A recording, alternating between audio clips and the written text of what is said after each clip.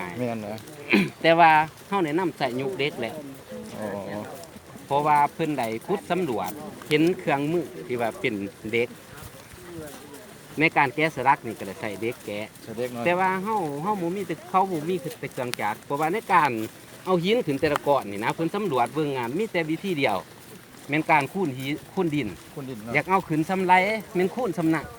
แล้วผู้เอาเสือกดึงนี่ดึงผู้ก็เฮ็ดบักล้อสุกขึ้นสุกบัดหลังจากเฮ็ดสำเร็จแล้วเบิดหลังหั่นนะเพิ่นก็แกะสลักจังคอยแกะสลักไว้ สลักบ่เดียว โมเมนต์สิแกะสลักก่อนจะเอาขึ้นเนาะ อ๋อ แม่นเอาหินขึ้นก่อนเดี๋ยวจิงแกะสลักเดี๋ยวก็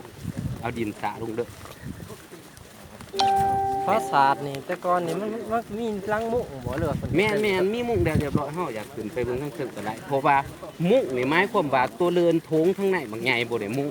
แต่ว่ามุ้งเฉพาะสี่เหลี่ยม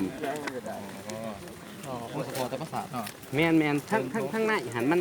ก็มีเดินคือกันแต่ว่าบอนเดินใหญ่หันบ่ได้มุ้งเนาะ แม่น